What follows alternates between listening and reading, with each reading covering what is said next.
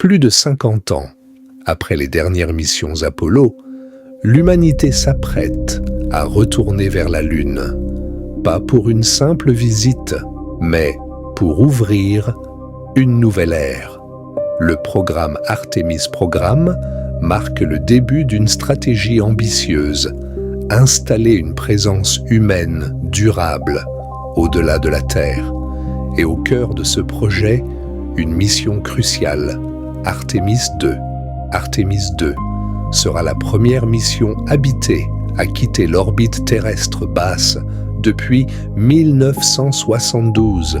Pour la première fois depuis plus de 50 ans, des astronautes vont s'éloigner à des centaines de milliers de kilomètres de la Terre. Pour y parvenir, la NASA utilise le lanceur le plus puissant jamais construit, le Space Launch System, une fusée capable de générer plus de 39 millions de newtons de poussée, assez pour propulser un équipage humain vers l'espace profond.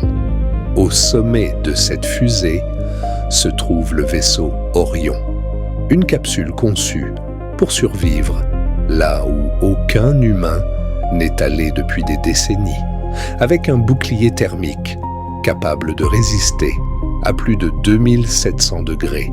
Un environnement fermé où chaque respiration, chaque système doit fonctionner parfaitement. À son bord, 4 astronautes.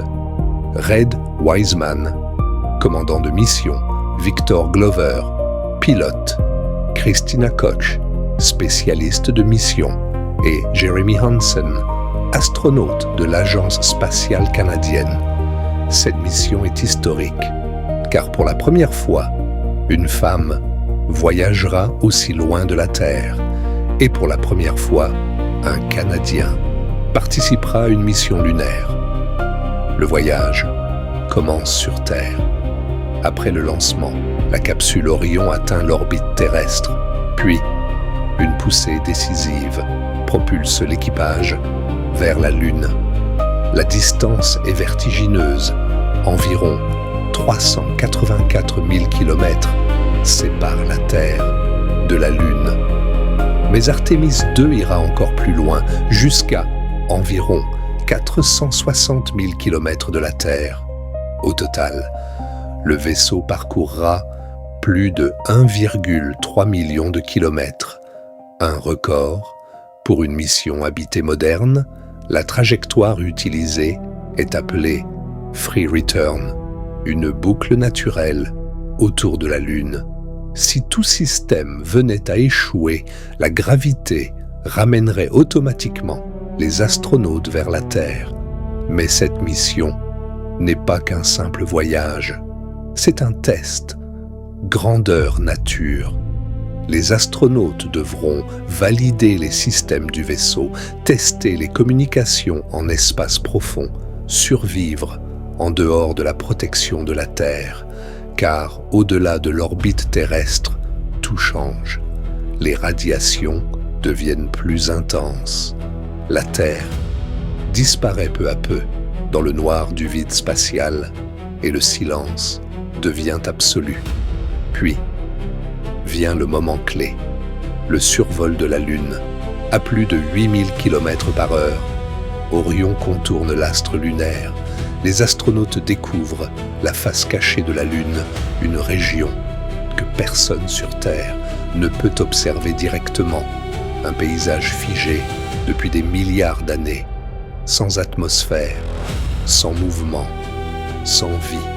À cet instant, la Terre devient un point lumineux dans l'immensité noire. Puis, le retour commence. La capsule Orion reprend sa trajectoire vers la Terre et entame l'une des phases les plus dangereuses, la rentrée atmosphérique. À près de 40 000 km/h, l'air devient un mur de feu. Un plasma incandescent enveloppe le vaisseau. Les communications sont coupées. Seul le bouclier thermique protège l'équipage. Après plusieurs minutes, la capsule ralentit.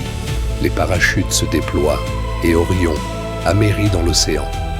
Artemis 2 n'est pas une fin, c'est un début. Cette mission ouvre la voie à Artemis 3, qui ramènera l'homme sur la Lune. Et au-delà, elle prépare les futures missions vers Mars, car depuis toujours, l'humanité avance dans une seule direction, vers l'inconnu. Et cette fois, nous ne faisons pas que revenir. Nous préparons à rester.